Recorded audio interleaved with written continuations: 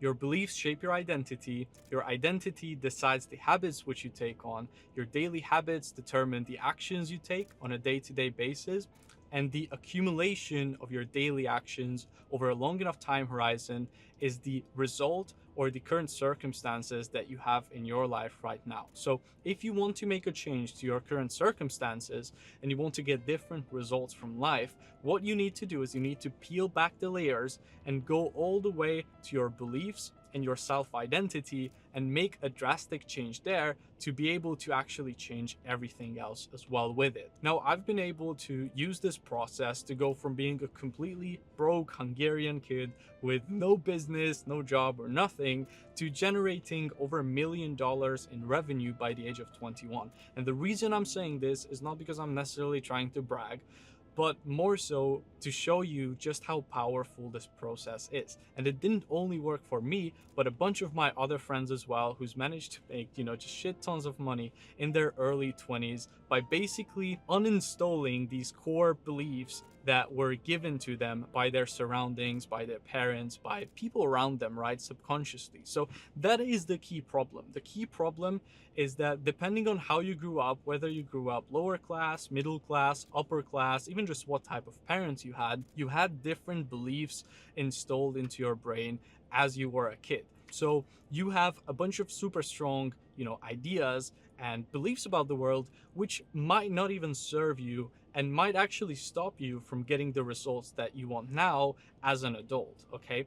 And this is a problem because a lot of people set goals, they set these targets that they want to hit, but they constantly self-sabotage. Even though you might know what you need to be doing to get that thing that you want, you for some reason still don't do it. And a lot of it comes down to these things. It's these core beliefs that are just simply holding you back. So in this video, I'm going to give you an actual step-by-step process on how you can go about changing them and identifying them, and hopefully it's going to help you. So the first thing that you need to do is you need to actually journal and ask yourself, what beliefs do I hold about money or whatever it is that you're trying to improve in, really, that might be holding me back. So for example, if you believe deep down that rich people are all evil, or everybody who's making money online is a scammer, or if you believe stuff like, rich people are greedy, then you will never become one because you will subconsciously stop yourself from becoming something that you deep down believe is wrong. So you first need to identify these beliefs, or even things like,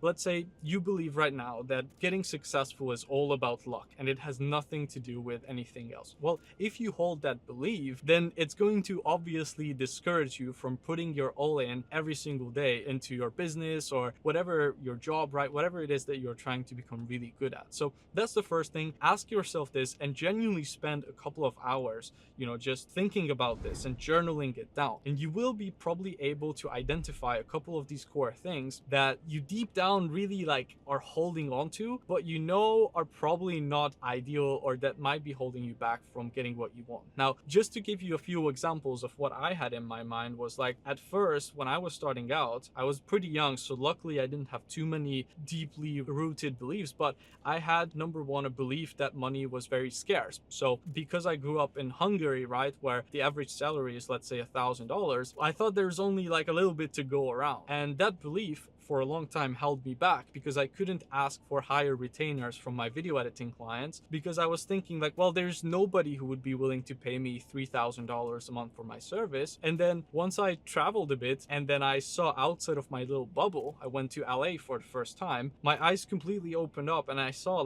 wow, there's so much opportunity actually in this world. There's so much money to go around. It was a completely new paradigm for me, right? So that was just one of my beliefs. Then another one was that nobody would trust a kid. Nobody would trust a 16-year-old kid with a high ticket service, right? And nobody would buy from a kid. So until I saw somebody else who was the same age as me sell high ticket services, I couldn't do it myself because I deep down didn't believe that it was possible. But then once I saw someone else do it, then it helped me get rid of that limiting belief. And I was able to start selling at 2-3K a month prices, even at just 17 years old, right? So this is what I'm talking about. You need to go really deep and think about this genuinely and actually write them down. Now, I know that all of this stuff about self-improvement and beliefs and identity, it sounds so fluffy. It sounds like something that that those people talk about who don't know anything about business or making money, and they just make content about it because you can easily bullshit about the law of attraction and manifestation and this and that. But trust me when I say this is a very, very common theme actually amongst my most successful friends. They all have done this type of exercises, and this is usually how the stages go. And going to go through all the different stages of getting introduced to this idea, and then how it actually can change your life. So the first part that most people go through is usually stage 1, which I like to call skepticism. This is when you are really skeptic about everything that you see online. Whenever you see someone else who's young, or even if you are older, it doesn't matter, right? You see someone who's successful with the business and you just think oh, it must be daddy's money, it must be fake, they must be a scammer, and you're just coping. So this is stage 1, it's skepticism and coping. And everybody goes through this, in my opinion, who didn't have good beliefs installed into them from a young age. And I went through this as well. For a long time, I was the one who was watching the Instagram reels, the YouTube videos, and I was like, oh, this is all bullshit, right? It doesn't work like that. And you are really just at this point trying to make yourself feel better about the situation you are in, because somebody else's success is so incomprehensible for you that you are not even open to the idea of there being some merit to it. Now, don't get me wrong, there is a lot of bullshit online. There's a lot of people who look bigger than they are online, but there is also a lot of legit people. So the first stage is when you're not even open to the idea of anyone being able to get successful without only luck or parents or whatever it is. The second stage is seeing other people win, right? So this is when you start to think a little bit. You're seeing so many people, both online and in person as well, who just start changing their life around, starting a business, whatever it is, that you start thinking well, what if there is something to it? What if this entire thing isn't just all a scam, right? What if it could actually work? And you start being open and perceptive to the idea of implementing some new things and learning some new things. And the third stage is when you actually give it a try. So this is when you start learning more about self-improvement, you start learning more about mindset, you start learning more about beliefs and self-identity. For me, a book that entirely changed the trajectory of my entire life was called Psycho-Cybernetics. And in this book, the writer actually talks about how your brain works and how self-identity works, and how it's actually a malleable thing, how you can actually shape your self-identity to align with whatever you want to make out of your own life. You are the creator of your own destiny. Once you start actually learning about this, then everything starts to really change, and you start changing the way that you look at things and life as a whole. You realize that your outer world is merely a reflection of your own thoughts. So usually you will get to this stage 3 when you have been stuck and just depressed so long in the past that you're just sick and tired of it, and you kind of drop your ego a little bit because you're well, anything, even if it's stupid, anything is better than where I'm at right now. I need to change something. I need to give something a try. Now, stage 4 is stacking rocks on the scale. Now, what do I mean by this? Well, in this book, Psycho-Cybernetics, the author also explains this concept of how pretty much everything in your life, in your brain, right, is a binary thing. You either think of anything positively or negatively. When I say the word Donald Trump, you either had a positive or a negative thought about it. Or when I say the word animal meat, you either had positive or a negative feeling come up in your stomach when you heard that, right? Now, this is all kind of shaping up who you are. What feelings and emotions you have attached to everything that exists in the universe is what makes you who you are, right? It's your opinions. It's the personal opinions and thoughts and beliefs that you hold of the world. And this book, Psycho-Cybernetic, it basically explains how you can actually kind of change the way you think about things by stacking rocks on a scale. Now, you want to imagine your brain as if it had these little scales for everything that's in life, whether it's money, whether it's women, whatever, right? Whatever you can think of. Those are the 2 first things that came to my mind, I guess, as a 21-year-old little boy. But I'm just kidding. But you have these things in your brain, you have these little scales, and whether you think of it or you associate with it positively or negatively, it depends on the accumulation of the previous experiences that you had regarding it. So, for example, with me, for a very long period of time, when I even heard the word dating or girls or whatever, I had a negative association with it because I had a lot of negative experiences as a kid with girls. I wasn't confident. I didn't feel confident talking to them. I felt very awkward. I wasn't super successful with them. Because of that, I had this negative association with it. Same thing with money. I didn't really have super positive association with the idea of money or making it. Now, this book explains how your brain cannot really make a differentiation between real life experiences and also just imaginary thought. It talks about how there were two basketball teams. One of them actually went out for a week and practiced every single day on the court for just 1 hour. And then there was another group as well, which had to visualize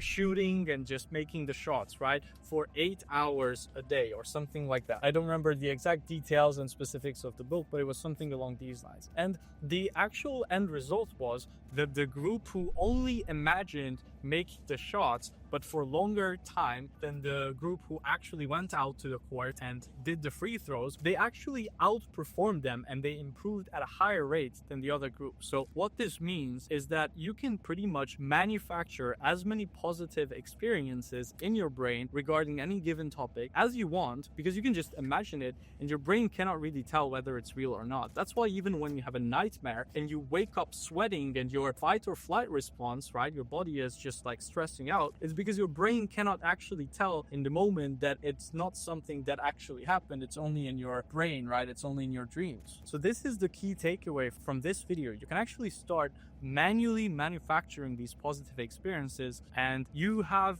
basically like a couple different ways to go about it, but I will tell you what I did to start creating more intentional positive associations and how to intentionally get rid of my limiting beliefs that were holding me back. Because the moment you have more positive associations and more rocks on the positive side of the scale regarding a certain topic, you will start actually believing it, right? And the moment you have less negative associations regarding a certain topic or a belief, you will stop believing it. And your brain kind of works like that, right? It's not a yes or a no. It's like, which one of the experiences do I have more of? And if growing up your parents were always like, oh well, you know, we can't afford that, we don't have that kind of money, whatever it is, then you have a lot of negative experiences and a lot of negative thoughts stacked on that side of the scale. So you need to manufacture positive ones. Now, the couple exercises I did was like 3 times a day I would read out the exact opposites of my limiting beliefs, and I said it as if it already happened. So I was like, you know, I easily make money, money is abundant in my word, or something like that. And I would say it out loud, and I would even write it out multiple times a day. And I know it sounds crazy, it sounds like so woo-woo bullshit, and you obviously need to pair all of this with tons of work, but if you do it, it will work. Because again, until you actually have the correct beliefs and until you get rid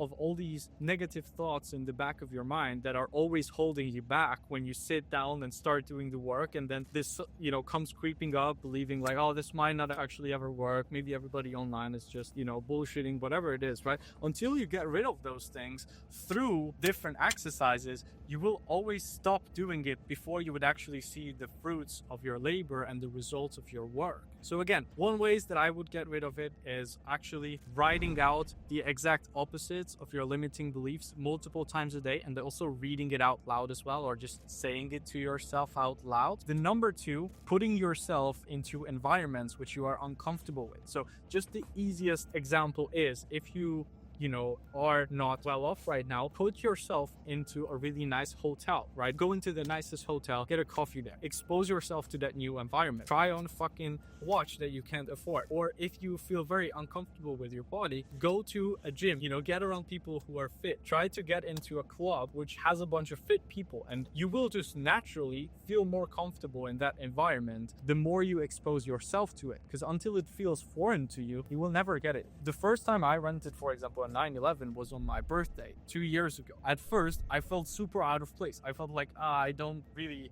I don't deserve sitting in this car even. And now 2 years later, I have it. It's my own.